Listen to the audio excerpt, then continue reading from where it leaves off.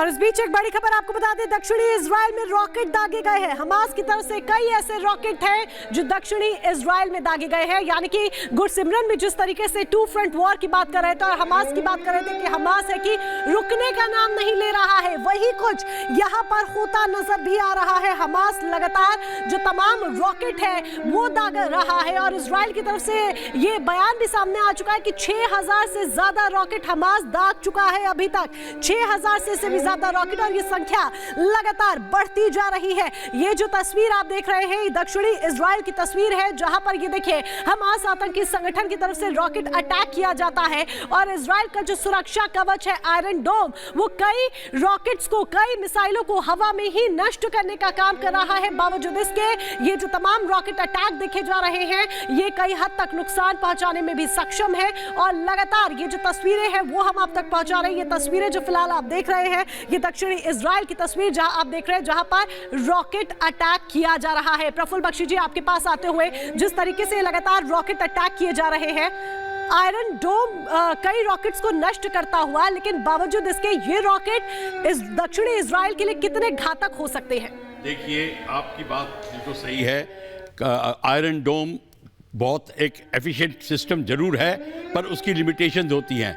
जब वो इनंडेट हो जाता है तब की आयरन डोम को प्रॉब्लम खड़ी हो जाती है। और दूसरी है रॉकेट की ट्रेजेक्ट्री देखी जाती है। अगर rocket is at a low trajectory fired from a very short range, वो दूसरी बात आ जाती है। पर ये रॉकेट्स की जो बात आ रही है, आप कह रहे हैं ये इतना सारा वेपन हमास के पास आ कैसे रहा है?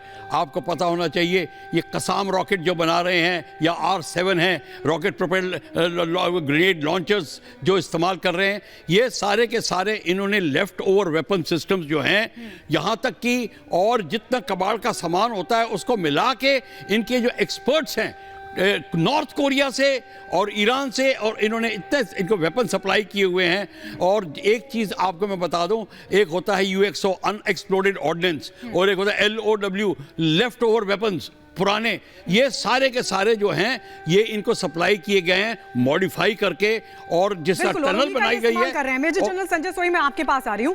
ये गुरसिमरन क्योंकि लगातार 15 दिन से वहां ग्राउंड पर डटे हुए हैं, वो दो बड़ी बातें कह रहे हैं। वो कह रहे हैं कि राफा बॉर्डर खुलेगा, लेकिन इजराइल ने ये साफ कह दिया है कि जो भी ह्यूमैनिटेरियन हेल्प है, जो भी सहायता है, वो सिर्फ लोगों तक, सिविलियंस तक पहुंचनी चाहिए, हमास तक ना पहुंचे, नहीं तो फिर उसके बाद अंजाम भुगतना होगा।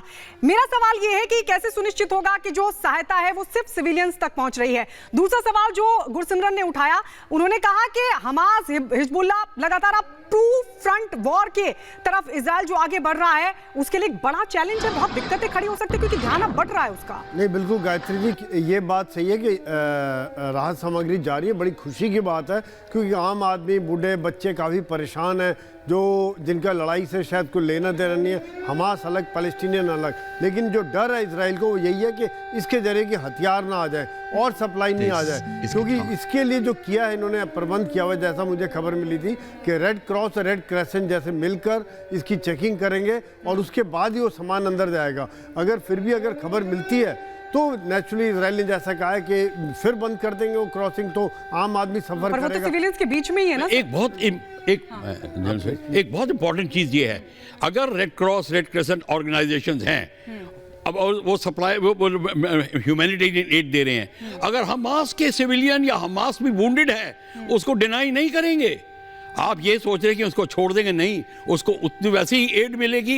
ये डिस्क्रिमिनेट नहीं करते बिटवीन टू पार्टीज, ये उनको भी उतना ही, और जिसकी वूंड ज़्यादा होगी उसको प्रायोरिटी मिलेगी। कि अगर हमास का ज़्यादा घायल है और अब दूसरा सिविलियन कम है या IDF का कम है तो उसको मिलेगी। इसमें कोई डिस्क्रिमिनेशन नहीं होगी। तो फिर जी, अब हम डिफेंस एक्सपर्ट नहीं देंगे, सर के बाद चलते हैं। नहीं देंगे, ह्यूमैनिटेरियन एड के लिए भी मना कर रहा है, सहायता के लिए भी मना। देखिए, सहायता की बात कौन सी है? ये नहीं आप डिक्टेट कर सकते रेड क्रॉस, रेड क्रेसेंट को कि आप हमको सहायता दीजिए, उसको नहीं दीजिए, ये कभी नहीं हो सकता। हाँ, मिलिट्री एड्स की बात कर रहे हैं वो अलग चीज है, लॉजिस्टिक्स की बात अलग। SP सिंह सर, मैं आपके पास आऊंगी। मेरा सवाल ये है, अगर हम मदद की यहाँ पर बात कर रहे हैं तो अमेरिकी राष्ट्रपति ने वहां संसद को संबोधित करते हुए इमरजेंसी रिलीफ फंड का जिक्र किया है। $10 अरब की एक बड़ी मदद जो है वो इजराइल के लोगों को मिलने जा रही है। लेकिन इसी बीच एक उन्होंने उन्होंने स्टेटमेंट दिया और कहा कि हमास और पुतिन की जब हम बात करते हैं तो इससे साफ तौर पर यह पता लगता है कि अपने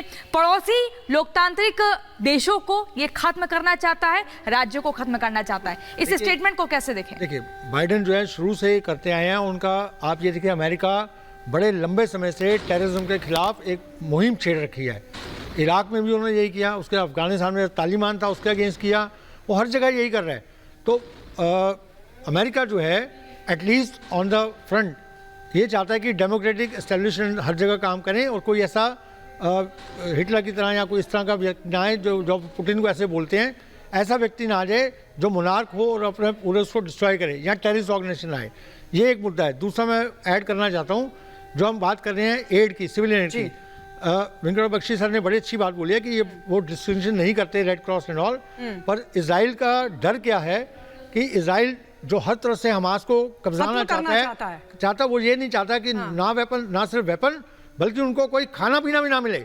मुझे बड़ा जरूरी है कि जब तक आप उनको कंस्ट्रेंट नहीं करेंगे हमास को, तो हमास रुकेगा नहीं, तो उनका खाना पीना बंद, हर दवाई हर चीज रोकनी पड़ेगी आपको। बिल्कुल, ये मानवीय सहायता का जिक्र तो हम लोग लगातार कर रहे हैं, लेकिन संजय सोई जी एक सवाल आपसे भी है। मानवीय सहायता से परे एक सहायता लेबनान हमास तक पहुंचाना चाहता है। वो ये कह रहा है कि एक बार बॉर्डर खोल दीजिए, हम गाजा में सारे जो हथियार है वो पहुंचा देंगे, हमास तक जो तमाम घातक हथियार है वो पहुंचा देंगे। इसके लिए क्या कहेंगे? ऐसे तो चुनौतियां और बढ़ जाएंगी। लीबिया कह रहा है सर, ये ह्यूमैनिटेरियन ऑर्गेनाइजेशन मदद नहीं करेंगे, मिलिट्री आप जो मर्जी करिए, पैराशूट और दूसरी तरफ आतंक को और बढ़ावा देने की बात कर रहे हैं। बिल्कुल, वो दूसरी बात है। ये कभी नहीं होगा कि आप उनको वेपन सप्लाई अलाउ कर दें और ना करें, ये बिल्कुल नहीं होगा। हाँ, ह्यूमैनिटेरियन एड्स के ऊपर है, वो हर एक को मिलेगी। संजय सोई सर, वही सवाल है ना कि कैसे फिर ये तय होगा?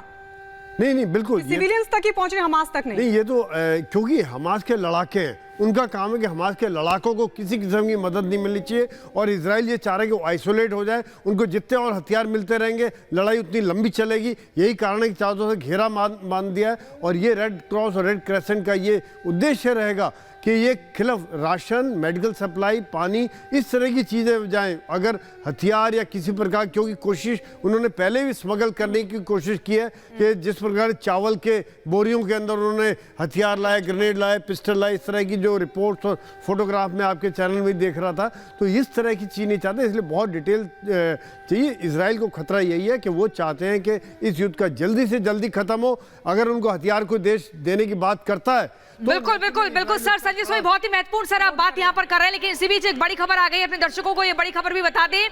इजराइल और हमास